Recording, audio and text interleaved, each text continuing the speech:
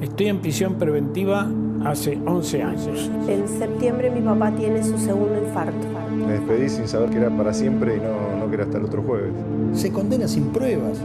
Es un negocio monstruoso el que hay. Yo creo que la finalidad es que se mueran todos adentro. Yo siempre digo, a mí me lo llevaron bien y me lo devolvieron en un cajón. Nos arruinaron la vida.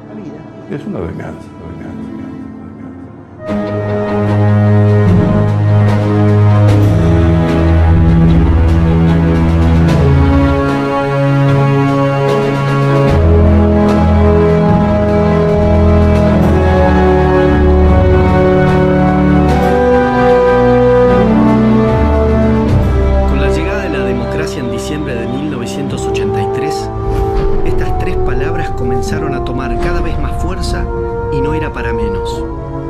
Los argentinos teníamos una gran necesidad de saber qué nos había pasado, qué había sido de miles de compatriotas y por sobre todas las cosas, que se hiciera justicia.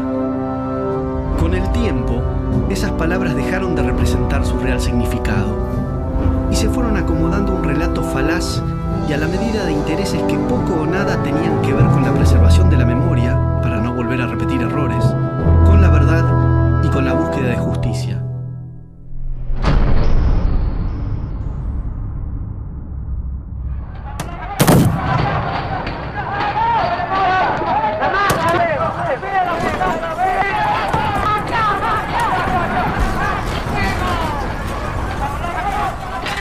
En la década del 70 vivíamos una situación en todo el hemisferio sur, Iberoamérica, África, el sudeste asiático, derivado de las consecuencias graves de las guerras mundiales que abarcaron todo el siglo XX. Y a partir del 47, es decir, 2 años después de la terminación de la Segunda Guerra Mundial, con la declaración Truman, habida cuenta que Stalin no cumple los compromisos de los tratados de Potsdam y Yalta, se inicia una nueva guerra mundial.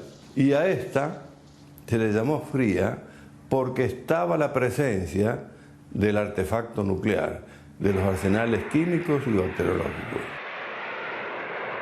El artefacto nuclear quedó para disuadir solamente.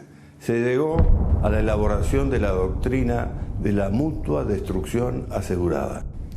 Pero como estaba impedido ese camino, se extiende el espectro de conflicto a las formas más primitivas de la violencia, el terrorismo.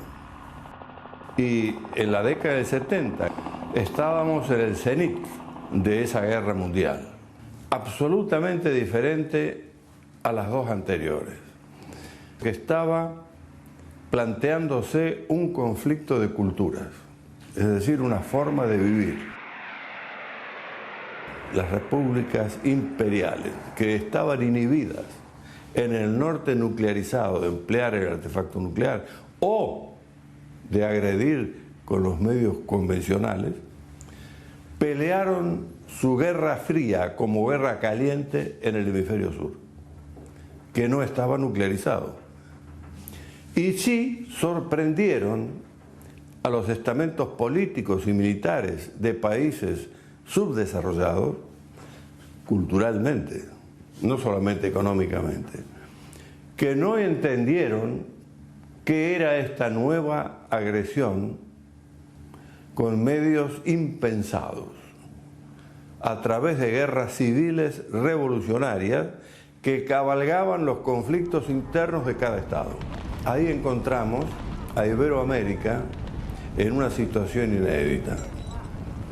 Procesos de descomposición política, económica y social, producto de la iniciación de guerras civiles que cabalgaban antiguos conflictos, diferentes en cada estado, pero cabalgados por el proceso revolucionario, con una conducción centralizada en Moscú, en la República Checa y en La Habana, por la Revolución Cubana, poder vicario en Iberoamérica del Imperio Soviético. Es decir, que en las barbas del Imperio Americano había un enclave comunista que impulsaba el proceso revolucionario sobre todos los Andes y querían repetir lo que habían hecho desde la Sierra Maestra sobre La Habana.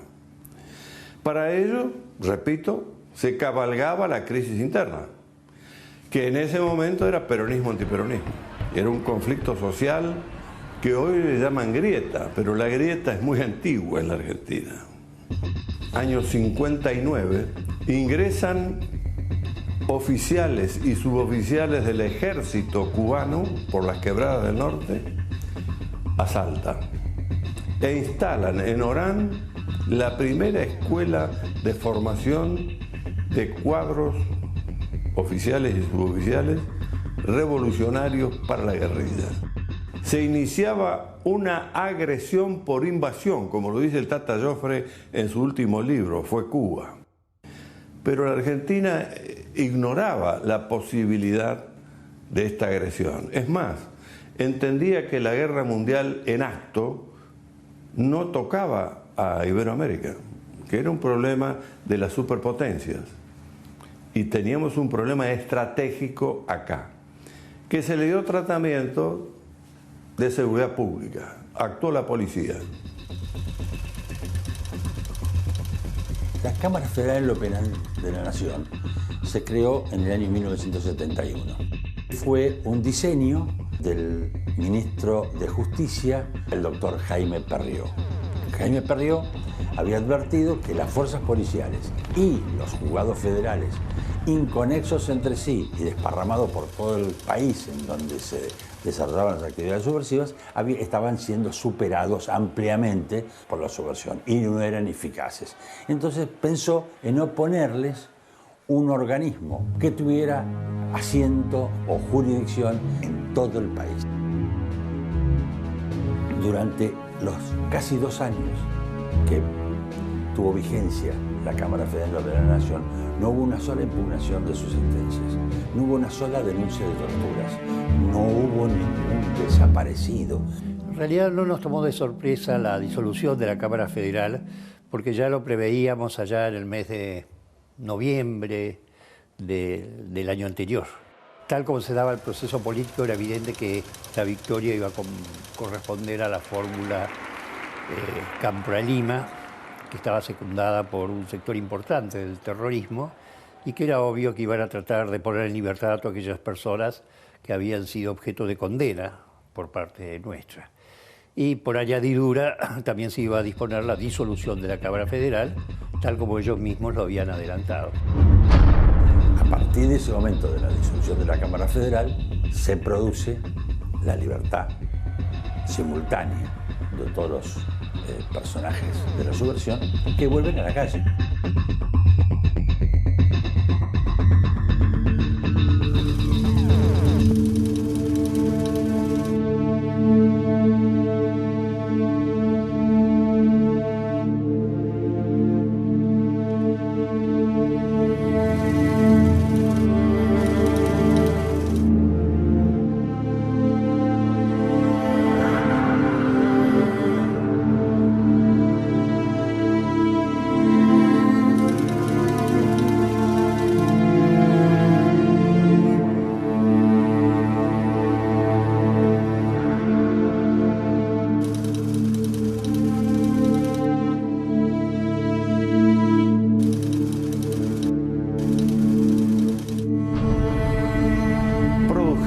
Un promedio en 8 años de 10.800 hechos de terrorismo. Había un promedio en algunos lapsos de 3 hechos de terrorismo diario.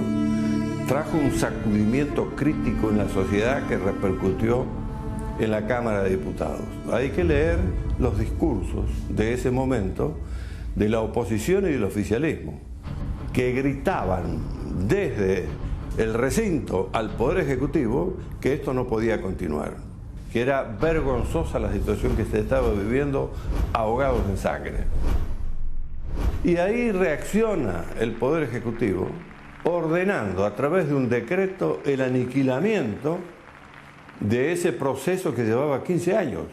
Y durante esos 15 años no hubo ni planeamiento estratégico, ni inteligencia estratégica, ni previsiones teóricas para poder llegar a tener una doctrina para enfrentar a esta novedad.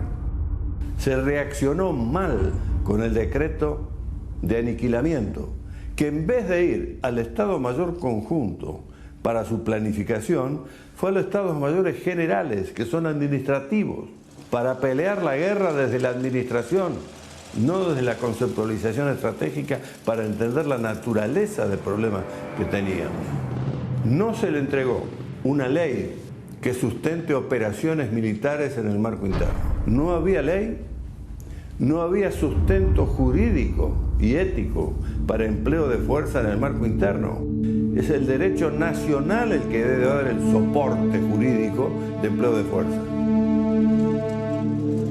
Las Fuerzas Armadas, con el impulso de defender a su bandera, fueron a esa guerra. Y el enemigo le impuso la modalidad de combate, el terrorismo. De golpear en los lugares más sensibles de la sociedad. Las Fuerzas Armadas cumplieron órdenes ante una emergencia en donde se veían atacados por fuerzas financiadas del exterior con entrenamiento, armamento, etc. Además, le tomaban unidades, le ponían bombas en sus casas, en los comedores, en los teatros, en los edificios, y además tenían apoyo del gobierno de la provincia de Buenos Aires y varios otros. La idea de tomar el poder de Montoneros era un proyecto realmente en el cual creían. Fue la organización terrorista más grande del mundo en su momento.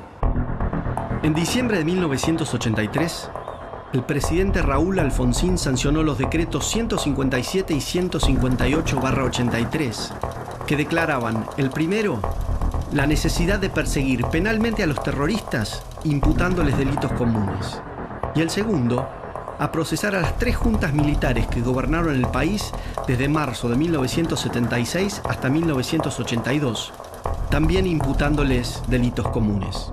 El presidente de la República puede emitir un decreto diciendo que es su deseo que se procese a las personas que estaban involucradas en actos de terrorismo, así como también a aquellos que habrían realizado actos de represión ilegal.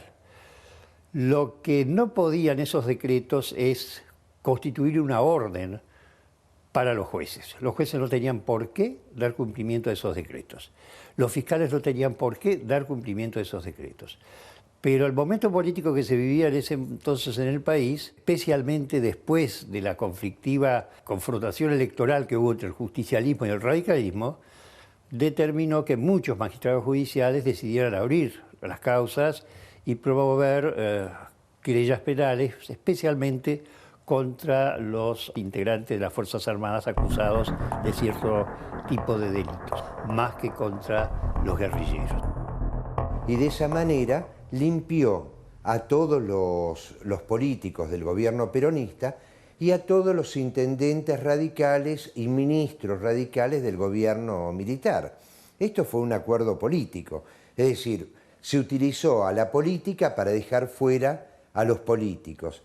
Por ese motivo crea la CONADEP, para referirse nada más que a los militares, y luego Trócoli promete, una vez que sale el informe de la CONADEP, promete un informe similar respecto del terrorismo que nunca se llegó a concretar. Fíjese que a los únicos que se juzgó por una guerra simétrica fue a las Fuerzas Armadas, pero no a los terroristas, que fueron en algunos casos juzgados por hechos individuales, como por ejemplo Firmenich, que fue juzgado por el caso Born, y algún otro, pero eran casos individuales, no como una organización guerrillera que debió tener un tratamiento en la aplicación de una justicia posguerra. En el año 1986 se dicta la Ley 23.492 de punto final, que establecía que toda acción penal contra los autores penalmente responsables de los delitos de desaparición forzada de personas, torturas y asesinato que tuvieron lugar durante el proceso de reorganización nacional y que no hubieran sido citados a declarar antes de los 60 días corridos de promulgada la ley, eran considerados no punibles. La idea de las leyes de punto final y obediencia debida, es decir, un olvido, un perdón, se refería a todos los combatientes de jerarquías que no tenían poder de decisión, sino que cumplían órdenes o habían militado por razones de ideales políticos ejerciendo la violencia, pero sin la responsabilidad del mando. En el año 1987 se dicta la Ley de Obediencia Debida 23.521, que especificaba que los subordinados, cuyo grado estuviera por debajo de coronel, en tanto y en cuanto no se hubieran apropiado de menores o de inmuebles de desaparecidos, no eran punibles, pues se limitaban a obedecer órdenes emanadas de sus superiores. Hacia fines de la década del 80 y principios de la del 90, el entonces presidente Carlos Menem firma una serie de 10 decretos donde indulta a civiles, integrantes de las Fuerzas Armadas, de seguridad y miembros de las organizaciones terroristas. El presidente tiene prerrogativas para indultar y el Congreso para amnistiar. Una de las aberraciones que han ocurrido en todo este proceso fue toda esta emocionalidad puesta al servicio de determinados intereses, y decretar, por ejemplo, la nulidad de las leyes de obediencia debida y punto final es un disparate, porque son la pacificación nacional y la unión nacional son dos finalidades que se le otorgan no al Poder Judicial, se le otorgan al Poder Legislativo y al Ejecutivo, y los instrumentos son el indulto y la amnistía, uno a cargo del Ejecutivo, el otro a cargo del Congreso, y son decisiones irrevisables por el Poder Judicial. En diciembre de 2001, el presidente Fernando de la Rúa renuncia, dando paso al tragicómico mes donde hubo 5 presidentes: de la Rúa, Rodríguez Saa, Ramón Puerta, Eduardo Camaño y Eduardo Duhalde. En el año 2003, el Frente para la Victoria obtiene el 22% de los votos por debajo de su oponente, Carlos Menem, quien había obtenido el 24%. Este último decide bajarse el balotaje, por lo que automáticamente resulta electo Néstor Kirchner como nuevo presidente del país. Necesitado de generar rápido consenso para legitimar su escaso poder, Néstor Kirchner hizo todo lo que estuviera a su alcance y más para lograrlo sin importar las consecuencias. Había que buscar un enemigo lo suficientemente malvado a quien cargarle con todos los males de la Argentina. Y las Fuerzas Armadas y de Seguridad eran los enemigos perfectos, pues su poder de respuesta era prácticamente nulo. De esta manera, conseguía consenso con las agrupaciones de izquierda. Yo lo he visto a Kirchner seleccionar esos jueces y yo lo he visto a Kirchner reunirse con ellos antes de ser designados. No me lo contó nadie, estuve en todas las reuniones. Y lo que Kirchner les decía es: ustedes están para actuar con total independencia, nunca los van a llamar de la Casa de Gobierno. Así era, ¿eh? Y no estoy mintiendo, vayan y pregúntenle a cualquier juez de la Corte. Me tengo 2 problemas que para mí son problemas de Estado: los derechos humanos y la posible dolarización de la economía. Salvo esos 2 temas que me preocupan enormemente, pues se están ventilando en la justicia, la verdad es que nosotros no tenemos ningún interés en ningún tema. Y estos temas nos preocupan porque son políticas de Estado.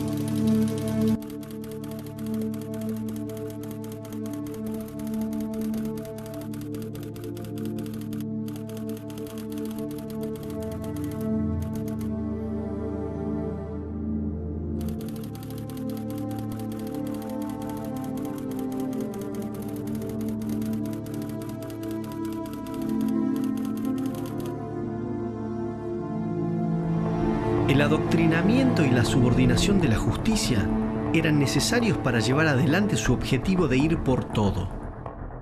Luego vendrían el copamiento de los medios de comunicación, la cultura, la educación y las empresas estratégicas.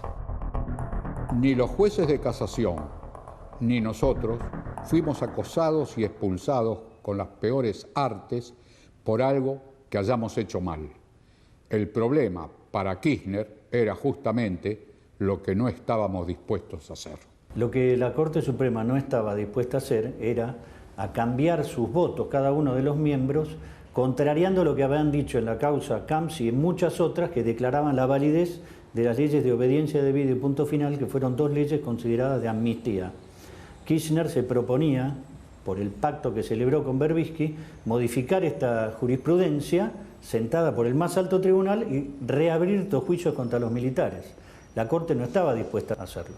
Entonces ahí fue donde yo le explico a Kirchner que la cosa juzgada es una cosa firme, que no se puede volver otra vez atrás. Se modifica la Constitución sin llamar a constituyente, incorporando pactos internacionales. En este caso se incorpora el pacto de la imprescriptibilidad de las leyes de lesa humanidad.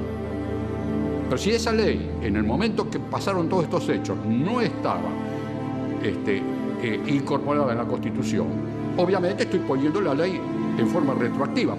O sea que la retroactividad me la aceptan cuando es perjudicial para el reo, pero no la aceptan cuando es beneficiosa para el reo. Entonces, estas son las cosas que no podía hacer nuestra Corte, porque iba en contra de la naturaleza de las cosas.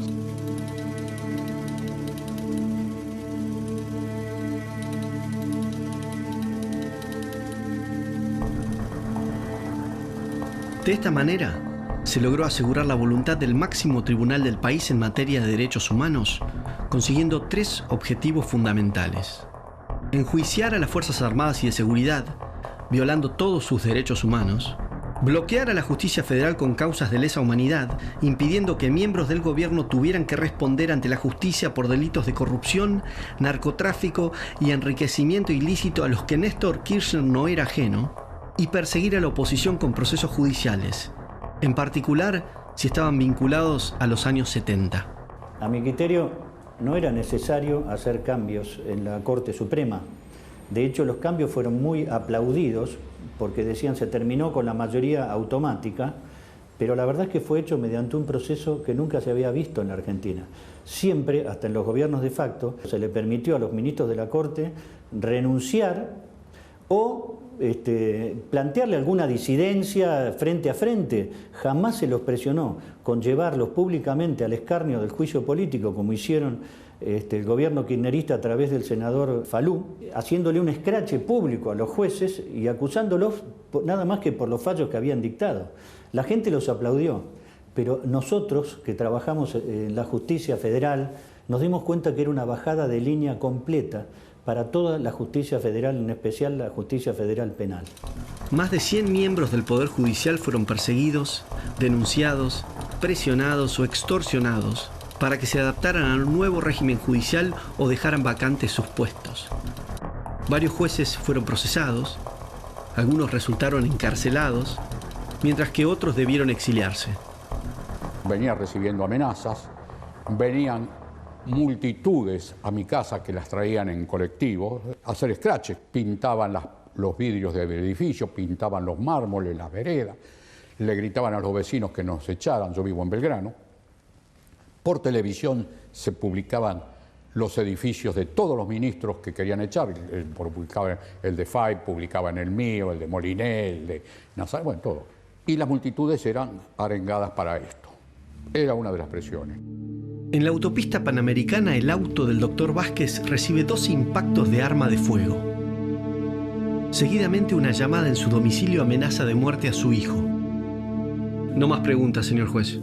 Si un gobierno es capaz de echar, como echó, con semejante violencia y exposición a los jueces de la Corte Suprema, entonces todo el resto de los jueces supieron, y luego lo iban a comprobar, hasta qué punto estaban dispuestos los Kirchner y sus secuaces a llevar adelante esta política.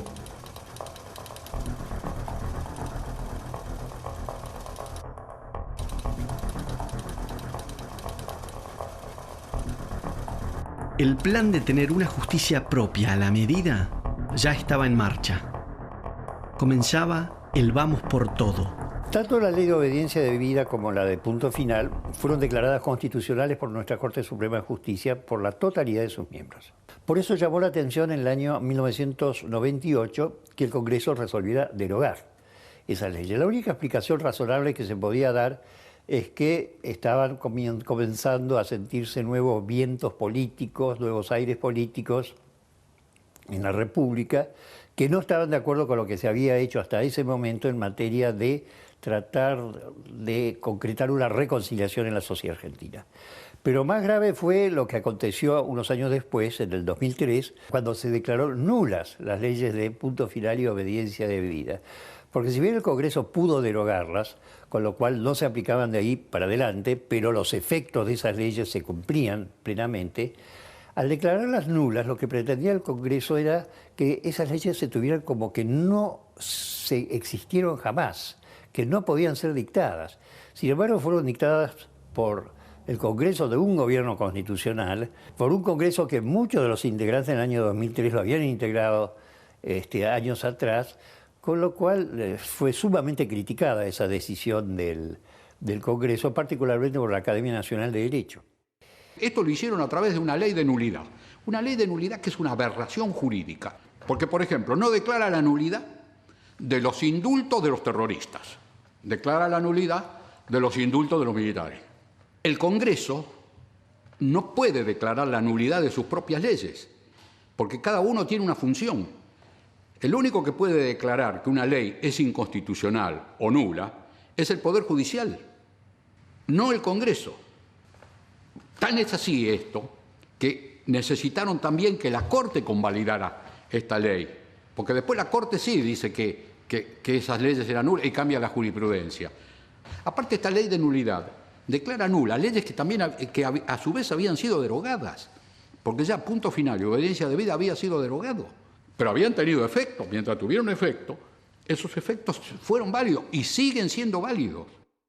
Yo he dado conferencias en Europa. Cuando yo les cuento de que una ley declaró la nulidad de otras leyes que habían tenido efecto y que tenían cosas juzgadas judicial además, no me lo pueden creer. Si yo puedo declarar la nulidad, que es mucho más grave, de una ley penal, puedo declarar la nulidad de leyes civiles. Vamos a suponer que yo llame a una convención constituyentes que tiene el mismo rango que tenía la de 1816 y declara la nulidad de nuestra independencia. ¿Cómo va a declarar la nulidad de cosas que tienen efecto cumplido? O sea, seríamos todos de vuelta españoles. Es un disparate esto de declarar la nulidad de leyes por el mismo órgano que la dictó. Y llamó poderosamente la atención que esos indultos, que también habían sido declarados válidos por la Corte, en un momento dado, esa misma Corte, en el año 2005, los declara inválidos. La única explicación es que había cambiado la filosofía jurídica que existía en la mente de la mayoría de los nuevos jueces de la Corte, según los cuales, en la medida que se indultaba a personas que estaban involucradas en la comisión de hechos de delitos de lesa humanidad, tales actos no podían ser aceptados por el ordenamiento jurídico argentino. Sin embargo, no había ninguna norma, ni hay ninguna norma, que impida el indulto de una persona que haya estado involucrada en un delito de lesa humanidad. Los juicios se reabrieron, en definitiva, cuando se declara la invalidez de las leyes de obediencia debida al punto final, cuando se advierte un deseo de los jueces de seguir la línea de pensamiento político que tenía el gobierno de Kirchner, cuando se advierte en muchos magistrados judiciales un deseo de complacer no solamente a ciertos sectores de la sociedad, sino también a ciertos sectores que habían accedido al poder. Y lo que nosotros podemos decir es que esos juicios violentaban principios básicos de la Constitución, porque se había desconocido una amnistía y no había razón para desconocer la amnistía. Se había desconocido una amnistía y se había desconocido la aplicación de la ley penal más benigna, con lo cual volvieron una gran cantidad de integrantes de las Fuerzas Armadas, que incluso habían sido sobreseídas en algunos casos, a ser sometidas a juicios que duraron varios años, a juicios durante los cuales permanecieron detenidos sin tener una condena, bajo condiciones penitenciarias lamentables, bajo condiciones humanas degradantes. Los delitos de lesa humanidad aparecen tipificados en la Convención de Roma, a la cual se adhirió el gobierno argentino, pero ya en este siglo.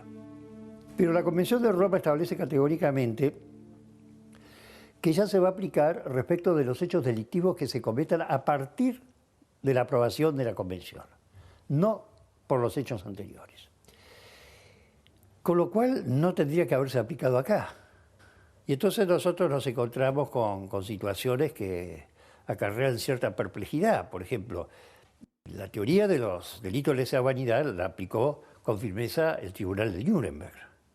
Pero el Tribunal de Nuremberg estuvo integrado por 1/3 de genocidas, porque nadie juzgó los crímenes que se cometieron en la Unión Soviética, porque la Unión Soviética era una potencia mundial. Nadie se iba a atrever a procesar al señor Stalin o al señor Beria. El argumento para decir que los delitos de lesa humanidad no prescriben es señalar que los delitos de lesa humanidad fueron delitos siempre, no es necesario sancionarlos por ley y escribirlos para que la gente los conozca, porque desde siempre fueron considerados delitos y no necesitan entonces una legislación. Con esto, por ejemplo, no están de acuerdo la casi totalidad de los penalistas de todo el mundo, incluido, por ejemplo, los miembros de la Cámara Federal que juzgaron a los comandantes. Es un delito que, por ejemplo, la Cámara Federal no conocía, porque a ninguno de los comandantes los condenaron por delitos de lesa humanidad. A Videla, Macera y Agosti les declararon prescriptos algunos delitos. Entonces, si los camaristas de la Cámara Federal en lo penal, a los cuales se los ha alabado durante estos últimos 30, 40 años, no conocían la definición de delito de lesa humanidad, ¿cómo lo va a conocer un subteniente o el cabo Primero González de la policía de la provincia del Chaco? Es un absurdo. Todos los principios referentes a la imprescriptibilidad de los delitos de lesa humanidad, todos los principios referentes a la inaplicabilidad de la ley retroactiva más benigna para los delincuentes de lesa humanidad, todo eso está prohibido por la Convención de Roma. Todo eso está prohibido incluso por la Convención Americana sobre Derechos Humanos, que muchas veces se invoca. Todos ellos dicen que esas cláusulas se aplican para adelante, no para atrás, porque eso acarrea una absoluta inseguridad jurídica. Y viola nuestro artículo 18 de la Constitución, según el cual nadie puede ser sometido a un juicio sobre la base de leyes que no estaban en vigencia cuando se comete el hecho que se cuestiona. Ahora, ¿por qué se hizo eso? Bueno, fundamentalmente por el criterio que tuvo la mayoría de los jueces de la Corte. No hubo ninguna ley que así lo dispusiera entre nosotros. Pero los integrantes de la mayoría de la Corte, los jueces Lorenzetti, Hayton del Olasco, Maqueda y los demás magistrados que nombró el gobierno de Kirchner, con algunos agregados como Petracchi. Petracchi cambió de criterio completamente. Él en su momento había votado por la constitucionalidad de la ley de obediencia debida al punto final y después votó por la inconstitucionalidad. Cuando se produjo eso, nosotros vimos un cambio jurisprudencial muy grande a partir del caso Simón, en donde se admitió la aplicación retroactiva de las leyes penales más gravosas para los imputados, lo cual importaba tirar por la borda una de las conquistas más importantes de la democracia constitucional en los siglos XVIII y XIX. Dice el doctor Lorenzetti en su libro El arte de hacer justicia. Había una absoluta desconexión de los jueces entre sí y un profundo desconocimiento por parte de otros poderes acerca de la infraestructura necesaria para el funcionamiento eficiente del Poder Judicial.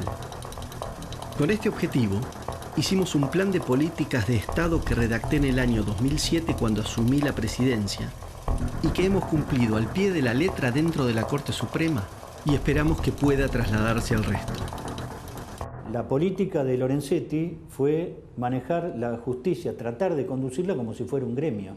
Él es un secretario general de un gremio que maneja la propiedad, la vida y la libertad de los argentinos, el gremio más poderoso. Esto de llamar a los camaristas, inclusive de las justicias provinciales, para bajar línea, inaugurar una política de derechos humanos y decir esto es una política de Estado que tenemos garantizado con los otros poderes. Imagínense el juez que está resolviendo este caso. Se encuentra dentro de un andarivel ya bajado por el presidente de la Corte, avalado por los miembros de la Corte y con el Consejo de la Magistratura, el Poder Legislativo y el Ejecutivo acompañando para que no se salga de esos andariveles. El condicionamiento a la independencia de ese juez es manifiesto y es la primera vez que ocurre eso en la Argentina. Lorenzetti dice, derribando los obstáculos que teníamos para la reapertura de los juicios. El primer obstáculo era la prescripción, porque el instituto de la prescripción es parte del principio de legalidad. Y un delito cometido en el año 1976 prescribía exactamente a los 12 años sin que lo hayan llamado indagatorio, y si lo llamaban indagatorio a partir de ese momento, 40 años después, 35 años después, todos los delitos estaban prescriptos. Nuestro país proyectó hacia el mundo una imagen en materia de derechos humanos que dista mucho de corresponderse con lo que sucede puertas adentro. Esa falsa imagen nos puso a la vanguardia internacionalmente, pero basta ver, por ejemplo, lo que sucede con cualquier ciudadano común que sufre por causas de la desnutrición, la falta de vivienda digna o la delincuencia, por poner algunos ejemplos, para darse cuenta de que los beneficios de los derechos humanos en Argentina son exclusiva potestad de un selecto grupo de personas. Se interpretan los tratados internacionales de la manera que le resulta más conveniente al gobierno constitucional. Por ejemplo, en la Convención de 1994, nunca los convencionales aceptaban que esos tratados tuvieran jerarquía superior a la Constitución, porque lo prohibía la ley que declaró la necesidad de la reforma, que además había establecido que no se podía modificar ninguna parte del inicio de la Constitución y que toda modificación de esa área iba a ser declarada inválida. Sin embargo, a través de la interpretación que hizo la Corte a partir del año 2003, se llegó a la conclusión de que eso no era así, de que en el mundo se habían surgido nuevos valores, nuevas concepciones sociales, que se había constatado que existía una costumbre internacional ya hace muchas décadas muy fuertes, en virtud de la cual no se podía permitir la aplicación de esa legislación más benigna a los autores de delitos de lesa humanidad. Pero esa fue una interpretación política que se hizo, que no coincidía con la realidad jurídica y que además tampoco coincidía con la realidad histórica. La categoría lesa humanidad o delitos contra el derecho de gentes fue una creación surgida en el Acuerdo de Londres del año 1945, exclusivamente para juzgar a los nazis, no a otra cosa, no tiene un efecto expansivo, porque de esa manera se estaría aplicando una analogía penal. Por lo tanto, no son delitos de lesa humanidad. Genocidio tampoco, porque acá no hubo una persecución a ningún grupo étnico, religioso, social, político, lo que fuere, sino simplemente que lo que hicieron las Fuerzas Armadas fue defender a la población civil de los ataques de los grupos terroristas que amenazaban y que habían llegado inclusive a que tuviéramos en aquel momento un atentado cada 2 horas. Todo el derecho penal del mundo y en todas las facultades y universidades de Argentina y de todo el mundo se enseña que la ley penal tiene que ser previa, escrita y publicada para ser conocida. Esto nació en el año 1215 para evitar que el soberano, en ese caso el rey Juan de Inglaterra, metiera preso a la gente por capricho, porque lo que se le ocurría. El Ejecutivo siempre va a querer de algún modo cumplir un interés y la forma más rápida que tiene es incumpliendo la ley. Los jueces garantizan que cuando se quiera detener a una persona, siempre parta de una causal que esté antes legislada, es decir, escrita y publicada para conocimiento de todos. Esto es lo que se llama principio de legalidad. La instauración de justicia legítima, proclamando que los jueces deben abandonar la imparcialidad, un valor destacado en todo el mundo. Imagínense un juez parcial, un juez militante. Cuando un país se embarca en una aventura semejante y cuenta con la complicidad del Poder Judicial, el Legislativo y el Ejecutivo, ¿a qué se llega? A lo que es hoy Venezuela. Ninguna cárcel argentina cuenta con una infraestructura seria para atender casos gerontológicos y más casos de estrés agudos o crónicos.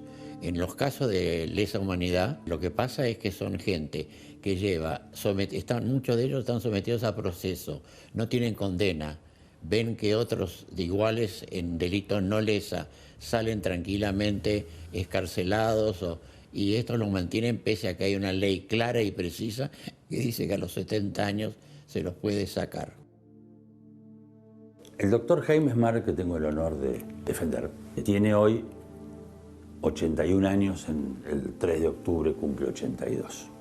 Está en prisión porque se desempeñó entre el 76 y el 79 como ministro de Gobierno de la provincia de Buenos Aires durante el proceso. Entonces lo procesan ahora formalmente por ese desempeño, diciendo que las fuerzas policiales y del servicio penitenciario dependían administrativamente de él y que él les suministraba los medios para actuar. Esa actuación, que estaba, en cuanto a la guerra contra la subversión, bajo el comando operacional de las Fuerzas Armadas, al extremo que el jefe de la policía durante el proceso fue el coronel y después general Camps, que fue designado no por el gobierno de la provincia de Buenos Aires, sino por el comando del primer cuerpo de ejército. ESMAD, nada que ver en la designación de Camps.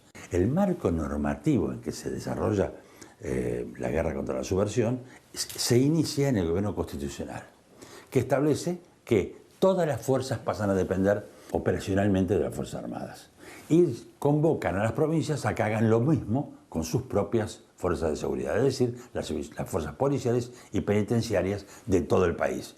Todas las provincias, sin ninguna excepción, lo hicieron. ¿Sí? El único ministro de gobierno que está preso es ESMAD. Fue el único de los sobrevivientes de la Cámara Federal que se animó a estar en el gobierno militar. ESMAD debía pagar venganza. Ahora, es curiosísimo, ¿no? Porque solamente fue sometido a proceso en los hechos ocurridos en el ámbito de Camps, en lo que se llamaba el circuito Camps. Y no en Bahía Blanca, ni en Balcarce, ni en Azul, ni en Mar del Plata, solamente en La Plata. Y ahí sabemos muy bien que la justicia federal de La Plata fue organizada por los elementos que alguna vez fueron llamados subversivos. Una persona puede estar detenida en la Argentina 3 años y medio, ¿sí? Sin sentencia definitiva firme, condenatoria. ESMAD lleva 16. Estoy en prisión preventiva hace 11 años. Me acusan de que yo concurría a la ESMA a visitar presos. Eso no es cierto y se demostró durante todo el transcurso del proceso, donde se presentaron 800 personas entre terroristas, familiares y testigos. Ninguno de los 800 me conocía. Presenté pruebas que no fueron consideradas, sino más bien ellos tomaron de esas pruebas, que eran los viajes que yo había hecho, mi pasaporte diplomático donde estaban las distintas fechas que yo había ido al extranjero, pero cuando se dieron cuenta que yo durante 2 años no había participado, me tomaron nada más que el año 77.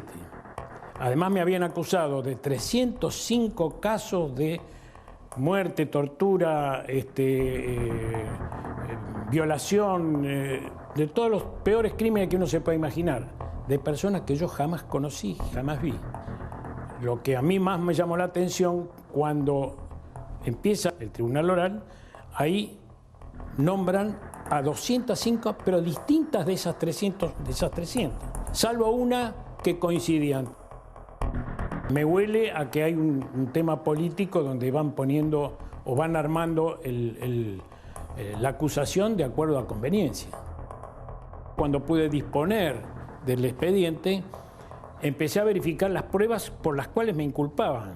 Entonces, tomo la primera prueba y es una acusación que hace un grupo determinado, donde da la formación y la cantidad de personas que actuaban en los grupos de tareas, 109 personas. Y ninguna prueba, ninguna, me nombra a mí ni me acusan de que yo haya pertenecido al grupo de tareas, ni que yo los haya visto o que haya tenido algún altercado o alguna acción hacia ellas.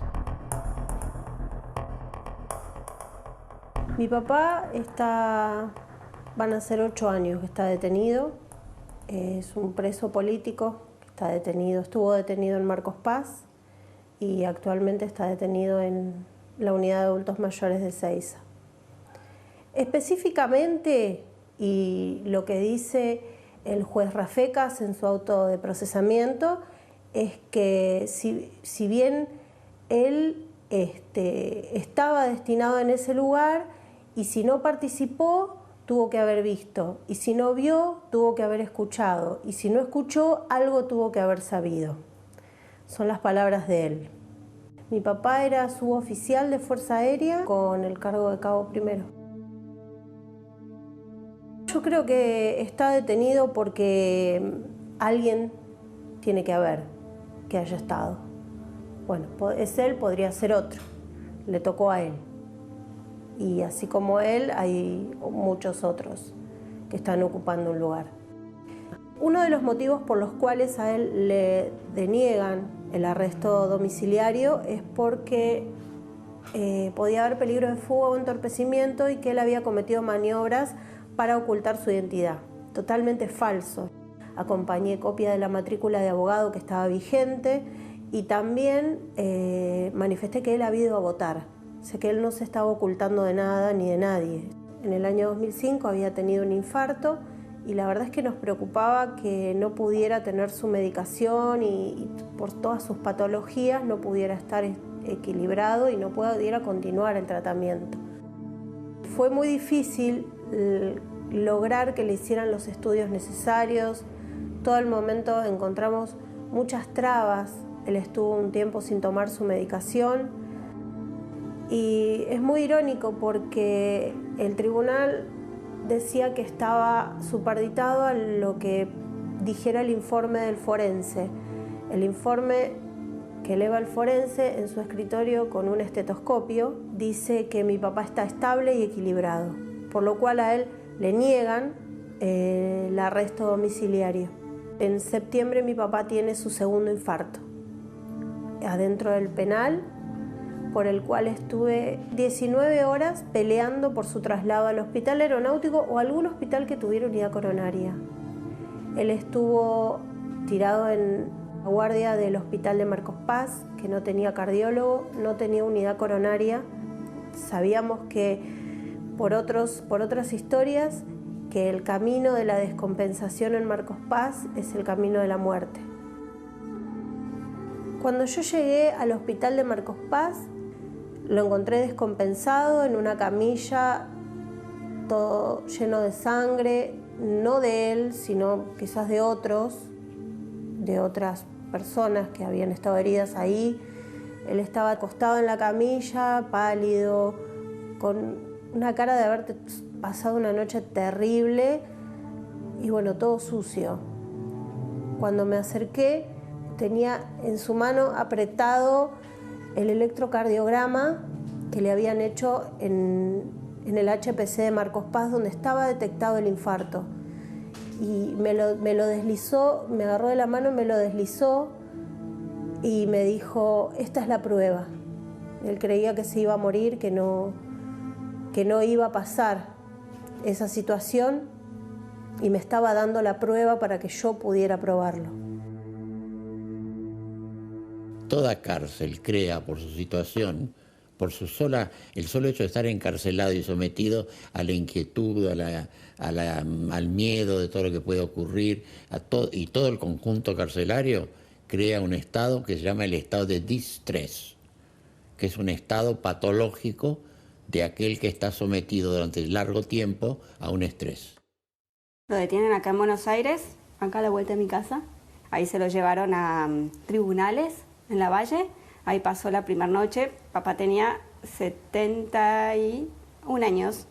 Pasó la noche ahí en una celda sin un colchón, sin una silla, una celda mugrienta, que una persona de 71 años no puede pasar una noche ahí.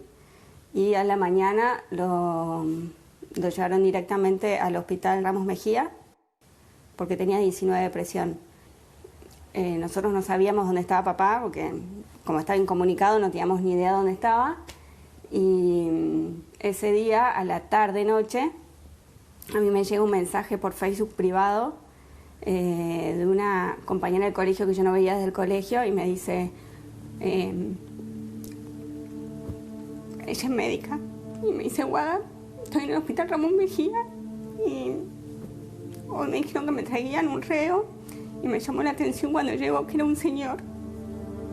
Y cuando le tomé la ficha me di cuenta que tenía tu apellido y nada, como mi hijo me dio lástima que era un señor mayor y estaba en esa situación, me puse a hablar con él y le comenté que yo tenía una compañera en el colegio con su mismo apellido y nada, y ella me dijo, quédate tranquila, tu papá tenía la presión tanto, está bien, y ahora se lo llevaron al penal de Marcos Paz. Estaba incomunicado en Marcos Paz y estaba internado, estaba en la enfermería de Marcos Paz. Cuando lo va a ver mi cuñado, que es abogado, le dicen que no estaba él ahí, que se lo habían llevado y tampoco le decían a dónde. Papá tiene 74 años y está en una cárcel común que no está preparada para tener a gente mayor enferma, porque papá es hipertenso, es diabético. Estando preso le diagnosticaron cáncer de piel Ya lo operaron 3 veces y este año tuvo una operación complicada que duró 4 horas, hace un mes, donde le abrieron, tiene cáncer en el cuero, le salió en la piel, en el cuero cabelludo, y cuando lo operaron, cuando abrieron se dieron cuenta que le había tomado hasta el hueso y le estaba comiendo el hueso. No tiene juicio, no tiene condena y todo es tan cirquense que, por ejemplo, un fiscal de la causa que lo acusan a papá también fue querellante en la causa. O sea que un fiscal es querellante, es tirado de los pelos. Y el juez subrogante, que era el doctor Poviña, justo ahora, la semana pasada lo cambiaron, tomó indagatoria a una chica que tenía 1 año y 6 meses. Ella se acuerda lo que vio o le dijeron cuando tenía 1 año y 6 meses, tirado los pelos. Además, las cárceles argentinas están para este tipo de detenidos ubicadas en general lejos de las viviendas o de los domicilios familiares, lo cual dificulta el contacto de las personas mayores con sus familias, factor fundamental para tener en cuenta a la hora de poder considerar que tengan una vida digna. Las condiciones de las cárceles están estipuladas en documentos internacionales. Está el protocolo de Estambul y también las reglas para las condiciones de reclusión de la ONU, y no se cumplen. Mi marido era una persona muy familiera, ¿no? Entonces el hecho de haberlo separado de la familia para él fue un trauma muy grande. Estuvo él detenido durante 7 años sin juicio. La ONU dice que hay que dar condiciones de salud equitativas. Equitativas quiere decir que hay que darle más servicios de salud a aquellos que más lo necesitan. Y después de los 60 años se necesitan más servicios de salud. No es igualitario, es equitativo. Y estas personas no los tienen, no están en condiciones de acceder siquiera a los servicios de salud que tiene el resto de la población de ese grupo etario. Pasa el camión a buscarlos a todos los que tengan que hacerse atender en distintos lugares. Los pasan a buscar a las 4 de la mañana, de Marcos Paz van a Ezeiza, de Ezeiza van a todos los domiciliarios y luego llegan a las 8 de la mañana a Devoto, donde hacen traslado de camión y vuelven otra vez a hacer toda la recorrida, o sea, los dejan a uno en un hospital, otro en otro consultorio, hasta que por último llegan a Ezeiza. Cuando llegan a Ezeiza, desde las 4 de la mañana, que estuvieron sin agua, sin comida, sin nada, llegan a Ezeiza a las más o menos 5 de la tarde y el médico que lo tenía que haber atendido ya no está. Fueron 5 veces que lo llevaron de esa manera. Entonces fue así, fue pasando el tiempo y mi marido cada vez fue agravándose más. Había perdido 14 kilos. Cuando comienza el juicio, no llegó a hacerse atender por todos los turnos que yo le había sacado, porque había sacado turno al cardiólogo, al gastroenterólogo, a todas las cosas que tenía que hacerse, que él en uno de los, cuando estaban acá, se descompone. Y entonces los jueces lo trasladan al hospital de Olavarría. Cuando le hacen la tomografía, la endoscopía, perdón, detectan que lo que tiene es un cáncer de esófago. Yo pensé que lo iban a trasladar al hospital militar enseguida. Lamentablemente no, siguió el juicio, estuvo unos 4 días más acá hasta que entraron en un receso. Y yo también pensé, digo, bueno, cuando siga el momento del receso lo trasladarán al hospital. Y no, lo llevaron a Marcos Paz. En junio de 2015 le dan el arresto domiciliario y lamentablemente el 23 de agosto del 2015 falleció. Él era una persona muy alegre. Era muy cariñoso, para mí era todo. Mi compañero, como siempre digo, mi esposo, mi compañero, mi hermano, mi padre, mi todo, mi todo. Era una persona maravillosa, era una persona que, o sea, muy correcto, ¿sí? Era una persona justa realmente, no. Era bárbaro, era bárbaro. La impunidad gerontológica es algo que en abril del 2015 sancionó, promulgó o instruyó la Fiscalía General del Estado, a cargo de la Gilles Carbó, se instruyó a todos los fiscales para que se opusieran absolutamente toda medida morigeradora. Por eso los informes de ellos son, todo siempre está bien, además los informes periciales cada vez son peores, son más cortos, y ahí rige o la venganza en los que representan a las fiscalías, porque se oponen a todo, o el miedo, que es lo que impera en el cuerpo médico forense. Mi padre fue condenado 2 veces por el mismo hecho. Él tenía un sobreseimiento definitivo en torno a 2 causas, y esas 2 causas se la volvieron a abrir en el año 2005. Hemos sufrido agresiones por parte de las organizaciones de derechos humanos, que de derechos humanos tienen muy poco porque siempre fueron agresivos, violentos. Eso nos daba la pauta de que no estábamos ante una situación normal. El presidente de la Corte Suprema, una vez en una reunión, dice: no sería posible el llevar adelante los juicios de lesa humanidad sin el aporte económico de Holanda, Francia e Inglaterra. Listo, aquí terminó todo, no tengo que preguntarme más por qué suceden las cosas que suceden, porque está todo dicho. Es un negocio monstruoso el que hay. Entonces, ¿qué les puede importar que se hayan muerto, por ejemplo, detenidos, presos, algunos condenados, otros con prisión preventiva eterna, si el presidente del máximo tribunal del país está sosteniendo la mentira por una cuestión económica? Cuando nosotros le hicimos un pedido al ministro de Justicia acerca de que la Secretaría de Derechos Humanos de la Nación funcione como querellante del Estado argentino, nos contestaron tristemente de que eso era una obligación. Si el Estado es el encargado de acusarme, castigarme y pone todos sus órganos para hacer eso, entonces nosotros estamos totalmente desvalidos. Porque ellos dicen que hay una independencia de poderes, o sea que el Ejecutivo, el Judicial y el Legislativo no tienen nada que ver en las cuestiones de los juicios de lesa humanidad, que cada uno actúa en su ámbito diferente. Entonces yo le digo, ¿por qué la Secretaría de Derechos Humanos querella? Si la Secretaría de Derechos Humanos no pertenece al Legislativo ni al Judicial, pertenece al Ejecutivo. Entonces hay una inmiscusión de uno de los poderes sobre el otro. ¿Y qué es lo grave? Que ellos están avalando juzgamientos irregulares, están avalando procesos irregulares, y eso es un delito, porque lo está haciendo el Estado.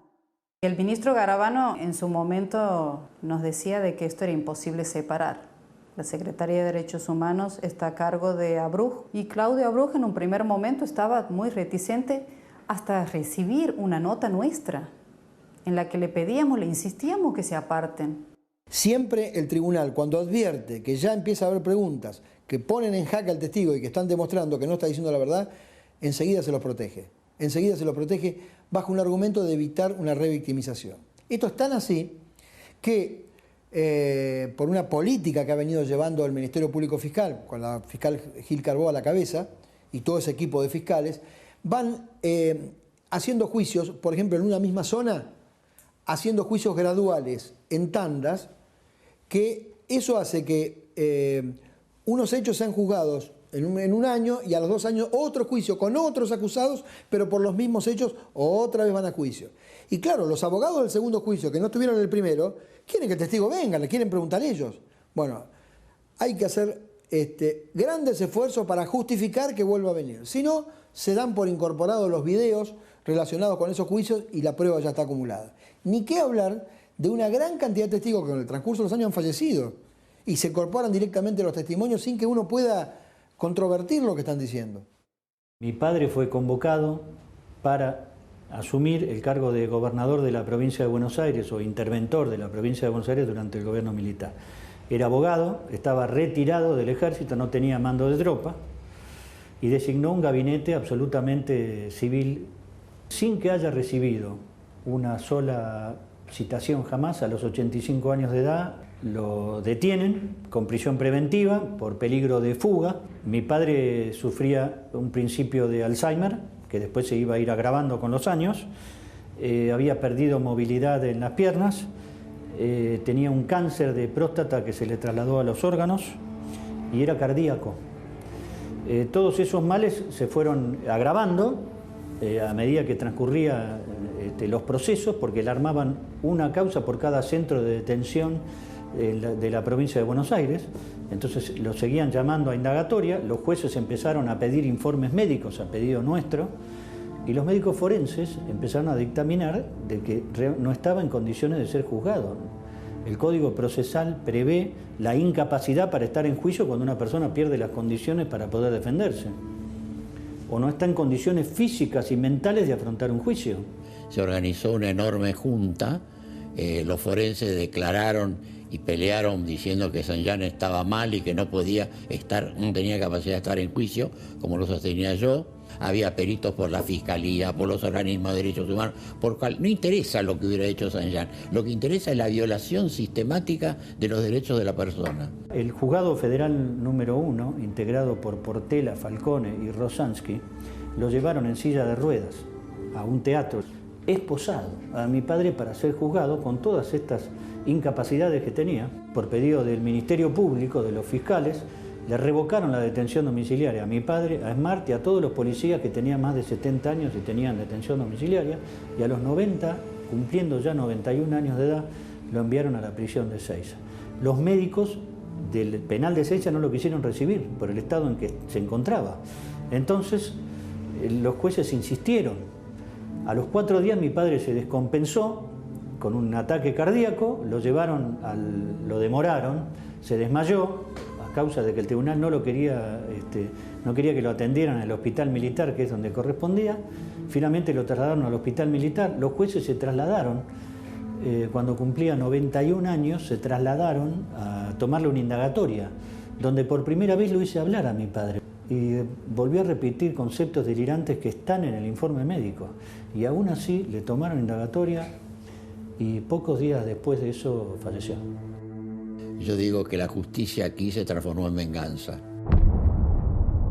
El señor Poch está detenido desde septiembre del 2009, hacía su último viaje antes de retirarse, de jubilarse, aterriza en Valencia y bien se abre la compuerta del avión, es detenido por personal policial. Lo que trascendió así en los medios inicialmente era que un ex piloto de la Armada en una reunión se había jactado de tirar gente al mar. El señor Poch había sido piloto de la Armada, unos años piloto de aerolíneas argentinas, después se fue con un contrato a trabajar a Holanda. Algunos holandeses no miraban con mucho agrado la incursión en la familia real de una persona que no era noble y que era argentina. En una comida se comenzó a discutir este tema y uno de los comensales, que era un piloto, lo que comenta era que el padre de Máxima como que tenía las manos manchadas de sangre. Ahí se genera una discusión, el señor Poch les dice, ustedes no conocen bien qué es lo que pasó, y lo que pretende él decirles a estas personas es que en la Argentina había habido una guerra, que hubo desaparecidos, pero también hubo terroristas, hubo atentados, hubo bombas, en fin, contándoles un poco la otra parte que nunca se cuenta, pero en momento alguno el señor Poch dijo que él hubiera hecho algo. 2 personas empezaron a hacer correr un poco esa versión de que el señor Poch había estado hablando de estas cosas. Y ahí aparece un actor que es muy importante, que es un señor que se llama Engelkes. Uno de estos pilotos les dice, yo con este piloto no quiero volar más. ¿Pero por qué? No, porque cuenta historias que no me gustan, empiezan a contar toda esta fábula que se fueron armando ellos. Este tercer hombre vio que podía ser para él una gran oportunidad para convertirse en un ciudadano del mundo y se le ocurre transmitirle esto a un fiscal holandés. El fiscal holandés, al que le llega la versión de que un ex piloto argentino de la Armada Argentina había confesado haber tirado gente al mar, en el 2008 recién se contactan con las autoridades argentinas, especialmente con el juez Torres, que ya desde el 2003 venía investigando esta causa de la ESMA. Hasta que ocurrió eso, el señor Poch no sabía ni que existía acá en Argentina, no había nada. Entonces es una mentira decir que el señor Poch había muchas pruebas con él y esto fue algo más. Eso es mentira, es una absoluta falacia. El juez Torres, en vez de colaborar con el fiscal holandés, lo que quiere es capitalizar la situación, consigue permiso de la Corte Suprema y se va a Holanda a tomarles declaración a estas 3 personas. Ni las autoridades holandesas, ni mucho menos el doctor Torres, le avisan a Poch que iban a tomar estas declaraciones, de modo tal que él pudiera haber puesto un abogado holandés que lo represente. Se hizo toda esta prueba, toda esta investigación a sus espaldas. El doctor Torres regresa a la Argentina, inmediatamente inicia un pedido de captura internacional, un exhorto a las autoridades, al Reino de Países Bajos. Se hizo una actividad coordinada entre Holanda y España, que en ese momento, ahora cambió su jurisprudencia, en ese momento España ya había habido antecedentes de personas detenidas por estas causas y que eran extraditadas a la Argentina. Hoy España ya no extradita más porque para España, como corresponde, estos delitos están prescritos. En el preciso momento que Poch era detenido en el aeropuerto de Valencia, en ese mismo momento fue allanada su casa por personal policial que estaba aguardando el ok de que Poch haya sido detenido. Hoy agradecemos que se haya hecho ese allanamiento, porque en el desván de su casa, en el altillo, encuentran las libretas de vuelo que él las había conservado de su época de piloto de la Armada. Y eso fue un elemento muy importante que la Fiscalía hizo un enorme esfuerzo para tratar de destruir esta prueba, porque primero esas libretas demuestran cuáles eran los aviones que Poch podía volar. Un piloto, para ser piloto de un avión, tiene que tener la capacitación específica de ese avión, y mucho más aviones complejos. Uno ve el historial de Poch, y Poch es piloto de aviones de caza y ataque. Es extraditado a la Argentina, y a partir de ese momento venimos con esta lucha. Con mucho esfuerzo logramos que la Cámara Federal de Apelaciones advirtiera lo que estaba pasando, y nos habilitó la posibilidad de que pudiéramos viajar a Holanda y tomarle declaración de vuelta a estas personas. Cuando los pilotos vieron lo que las actas decían que ellos habían dicho, estaban desesperados. Dije, yo no dije esto. Todos los compañeros de Poch, que aparte de apreciarlo, sabían que esto no podía ser cierto. Había algunos que habían estado en esa cena, en esa comida, y que sabían que no había habido tal confesión. Sabían que había habido una discusión, pero que el señor Poch nunca dijo, yo hice esto. Si las personas que lo habían acusado ya estaban reconociendo que él no lo había dicho, si habíamos demostrado que él nunca había sido piloto de ninguno de esos aviones y que para poder ser piloto tendría que haber tenido una capacitación que no la tenía, y que esto obedece, pese a lo que la fiscal ha intentado decir en el juicio, la defensa, por nosotros, la defensa sostiene que Poch está acá por una supuesta confesión. No, él está sometido a este juicio por la gran cantidad de pruebas que hay en su contra, no hay ninguna. ¿Qué nos terminó contestando la Cámara? Lo bueno sería discutirlo en un juicio oral. ¿Qué ocurrió?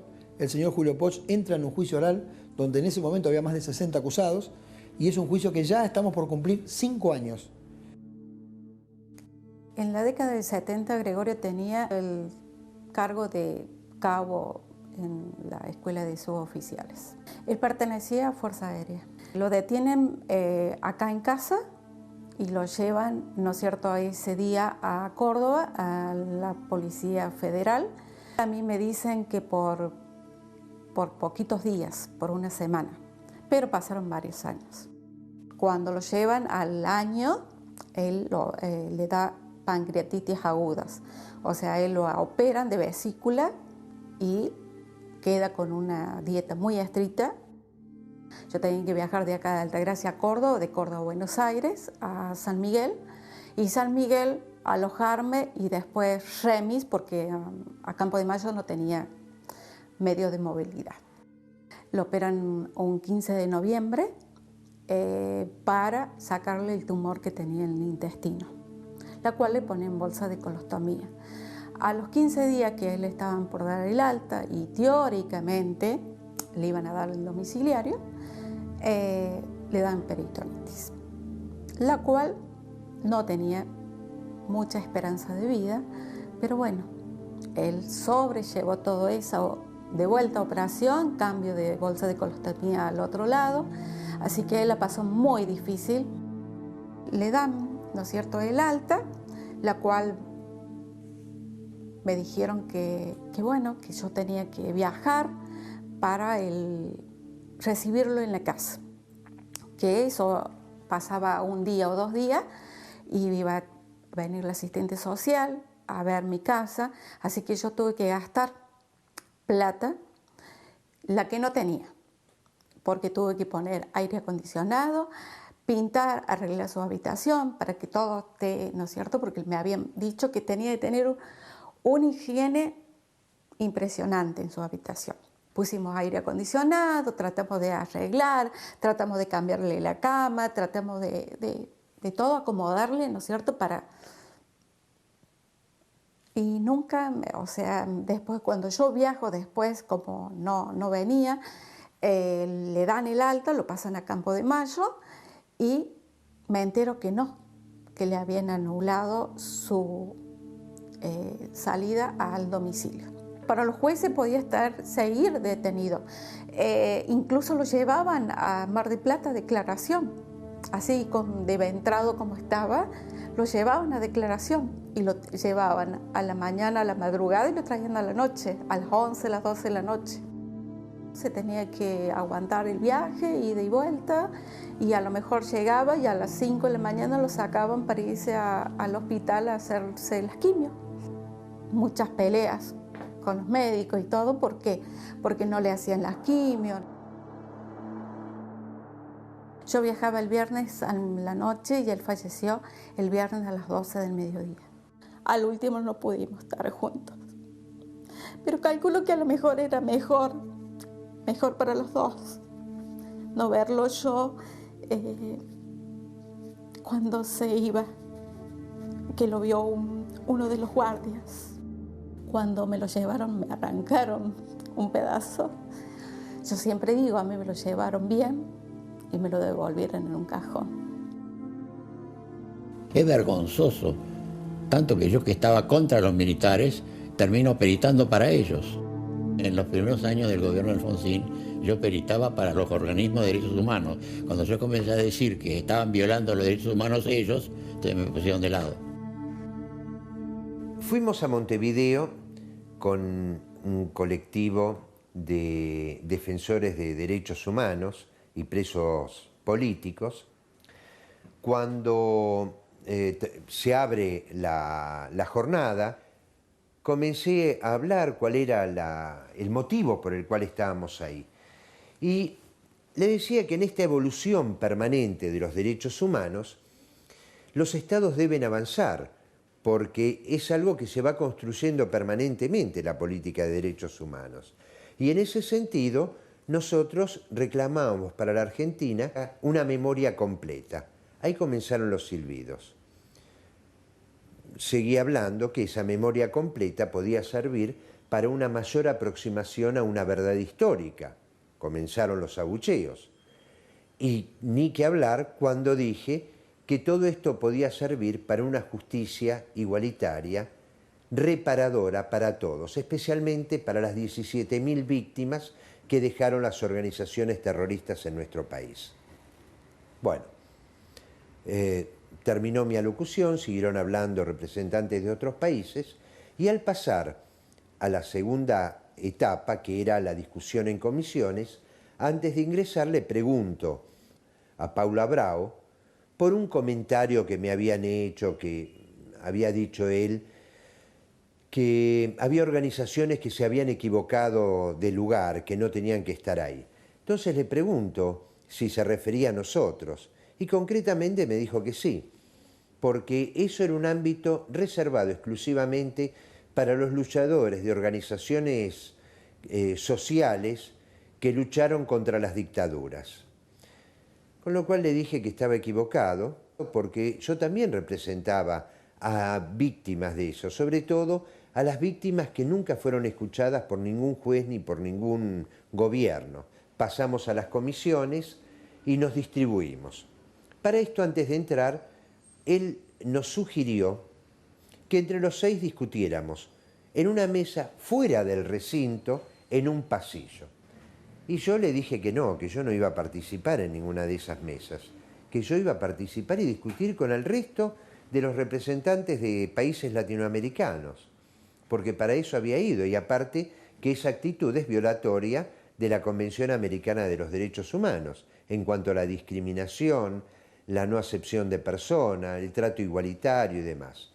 Bueno, la cuestión es que nos sentamos en las comisiones y veo que este hombre, después de dar los lineamientos de cómo iba a funcionar el debate en comisiones, hace señas, llama a uno que estaba en mi comisión, le entrega el micrófono y este individuo, un ciudadano chileno, pide que levanten la mano si aceptaban que permaneciéramos representantes de genocidas.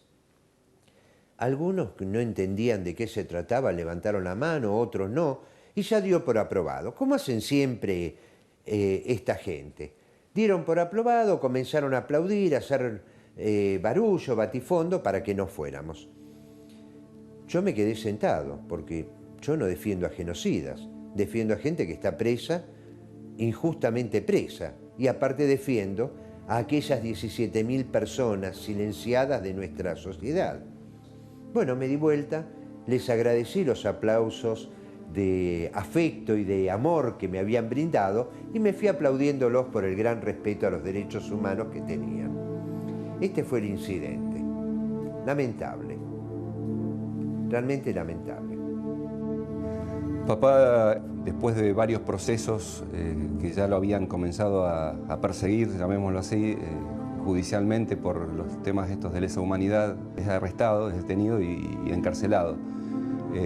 Habiendo sido ya juzgado durante el gobierno de Alfonsín y declarado libre de culpa y cargo, o sea que lo juzgaron 2 veces por la misma causa. Estaba destinado en Bahía Blanca y era auxiliar de personal. No tenía contacto con operaciones, ni con inteligencia, no tenía ningún contacto con eso. La causa que le endosaban a él era ser cómplice y miembro de una asociación ilícita, es decir, el ejército era una asociación ilícita para la justicia, y él era parte de esa asociación ilícita y cómplice de haber participado en la detención y desaparición de X cantidad de personas, muchos de los cuales estaban vivos.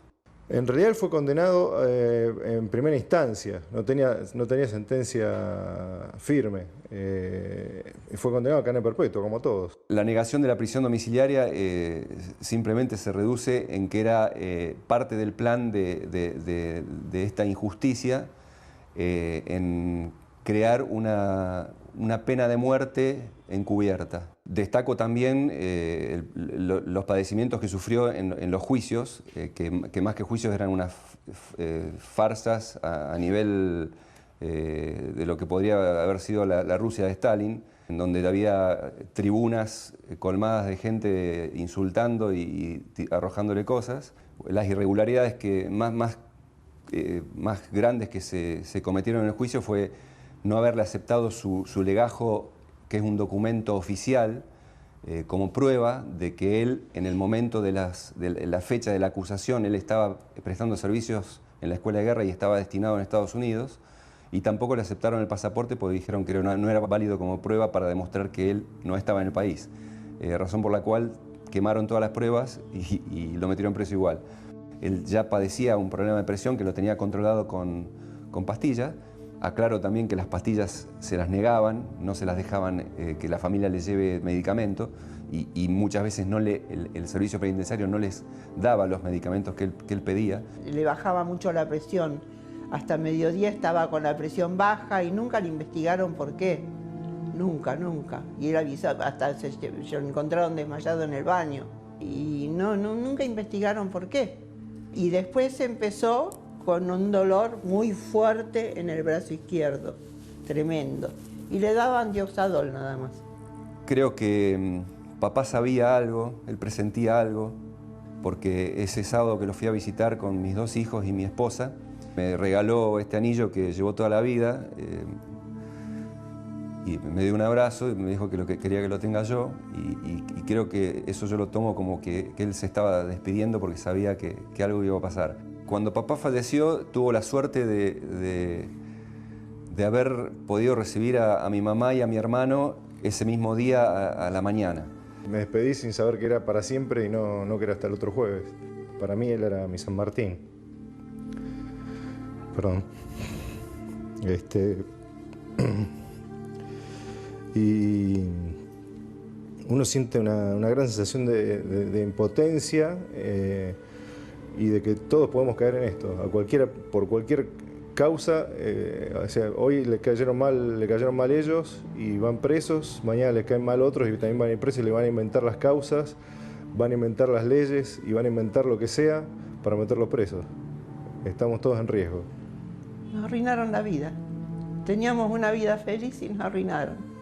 Yo salía a la calle, veía 2 personas grandes que iban de la mano paseando y los envidiaba, porque yo no podía. Nos arruinaron la vida. Hasta hace 10 años éramos felices totalmente. Después se acabó. La verdad no está planteada públicamente. La política de defensa del Estado ha sido reemplazada por la política de derechos humanos. Y la política de derechos humanos es un arma estratégica. Nada tiene que ver con los derechos humanos. Están en nuestra Constitución. No hay ningún país comunista que respete un solo derecho humano o que tenga derechos humanos establecidos en sus constituciones. A través de un decreto, el 158 y el 157/83, nos lleva a la situación actual. No hicieron otra cosa que copiar lo que José Stalin hizo luego de la Guerra Civil Rusa, año 1921. Había 36.000 oficiales blancos del zar prisioneros. Se los dan a la justicia militar. La justicia militar le dice, señores, no hay delitos. Cumplieron con la Constitución y con las órdenes legales que les impartieron. Los sacan a los 36.000 denunciados de los tribunales militares y los pasan a los tribunales populares. A los 15 días había 36.000 fusilados. Muy bien, ese es el modelo que toma el decreto 158, porque el 157, que encauzaba a los terroristas, yace en un cajón desde aquel tiempo. En aquellos casos en que los tribunales federales, en el juzgamiento de las personas a las cuales se les imputó delito de lesa humanidad, actuaron con cierta ligereza, deteniendo a los imputados sin tener elementos suficientes para adoptar una medida tan grave como privar de su libertad a una persona, es posible que hayan cometido algunos hechos ilícitos. En la inmensa mayoría de los casos, de aquellos que fueron privados de su libertad y que permanecieron 2, 3, 4 años sin ser sometidos a juicio, yo creo que hubo un exceso, un gran exceso en perjuicio de ellos. Hubo un preconcepto de parte de algunos jueces, no de todos, por parte de algunos jueces que lo tomaron al tema no desde el punto de vista jurídico, sino como una suerte de revancha política, que habla muy mal de ellos. Es una terrible paradoja que el Estado, que ordenó a las Fuerzas Armadas hacerse cargo de terminar con el tema de la violencia ejercida contra toda la sociedad por los grupos armados terroristas, y ante la incapacidad de una clase política que no estuvo para nada a la altura de las circunstancias, hoy sea querellante en los juicios de lesa humanidad, que permita que personas ancianas sean denigradas en falsos juicios, que se los condene de antemano, que sufran todo tipo de maltrato, tanto físico como psíquico, que se les niegue tratamiento médico y que se los abandone a su suerte. Es un fenómeno muy complejo el tema de los juicios. Creo que es la materialización de una venganza, por un lado, es decir, hay sectores que no han cesado en sus intentos por golpear a las Fuerzas Armadas. En algún momento lo hacían con arreglo a las bombas, a los atentados. Hoy lo hacen conforme a una vía institucionalizada, manipulada por la política, pero que tiene el mismo efecto, ¿no? Hay una revancha de lo que fue una guerra, que en términos bélicos un sector la perdió, fue el sector de las izquierdas revolucionarias, de las izquierdas armadas. Ahora sigue la guerra de la política. Otro factor es el factor económico. Hay gente que ha hecho mucha plata con el tema de los 70 y tiene que mostrar una eficacia judicial que materialice la lucha de tantos años en el terreno de la política, pero que en cierto sentido es una lucha en el terreno de lo material también.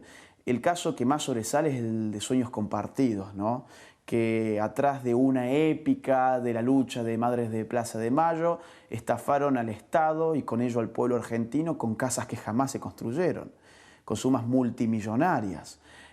Con lo cual hay gente que efectivamente ha vivido muy bien en función de todo lo que pasó. Podemos hablar de las leyes de indemnizaciones, leyes que son tan laxas en su formulación que han permitido un sinfín de indemnizaciones a gente que después reapareció, con lo cual, digamos, ha habido un sector que yo llamo los empresarios de los 70. Los empresarios de los 70 son los tipos que han vivido gracias al conflicto de los 70, pero en el hoy.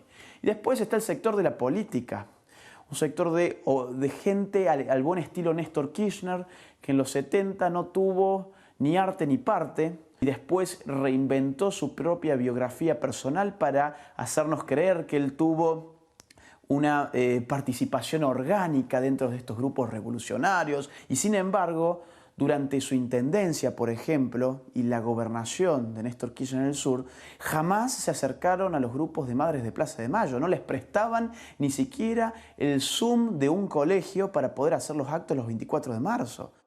Usó los 70 para montar una épica gubernamental que disparó la legitimidad hacia arriba, de la cual él carecía ni bien inició su tramo presidencial. Pasó a ser el paladín, ¿no?, de estas causas. La militancia en las organizaciones del peronismo revolucionario, la UES, Montoneros, FAP, Sacerdotes por el Tercer Mundo y FAL, la tradición guevarista del PRT, Ejército Revolucionario del Pueblo, y las tradiciones socialistas y comunistas. Acá hay una falla de nuestra clase política en el sentido de no haber ofrecido a los jóvenes una épica que le pusiera los ojos en la frente y les quitara los ojos de la nuca. Tenemos jóvenes que hablan como viejos, jóvenes que te hablan sobre la revolución, jóvenes que te hablan sobre las conquistas sociales y ese tipo de cuestiones, mientras tenemos otros países donde los jóvenes están hablando sobre la robótica, sobre cómo mejorar el día a día efectivo de cada país y venden menos humo. La acción psicopolítica desarrollada en paralelo con la acción judicial por Horacio Berbisky desde el CELS y desde la prensa han encerrado en una tenaza a la población argentina. Nos quedamos sin fuerzas armadas para atender a los reales riesgos estratégicos de este tiempo y nos quedamos sin poder judicial, en particular con la justicia federal penal. Hoy no tenemos jurisprudencia válida porque se han llevado por delante todos los principios del derecho penal. Se han modificado los conceptos centrales de lo que se está haciendo en los tribunales orales federales. Se ha modificado el concepto de lesa humanidad que da el Tratado de Roma, la Convención de Roma. Y lo ha hecho la Corte, que a su vez, a través de su presidente, dice que siguen una decisión política y no el respeto a la Constitución y a la ley. Más claro, imposible. O reacciona el electorado argentino o estamos con un problema grave hacia el futuro inmediato. Es importante que tomemos conciencia de que los derechos humanos, por definición, pertenecen a todos los seres humanos, sin distinción de raza, credo, posición social o política. Es fácil reconocerlos en quienes son nuestros iguales. La grandeza radica en reconocerlos en aquellos que son completamente distintos a nosotros. Las futuras generaciones deben crecer sin odios ni divisiones, comprendiendo que la violencia de la década del 70 nos atravesó a todos en mayor o menor medida. Para ello debemos revisar nuestra historia sin apasionamientos ni banderías políticas que en nada contribuyen a la búsqueda de la verdad. Solo así podremos dejar atrás un pasado que se empeña en no dejarnos avanzar hacia el futuro.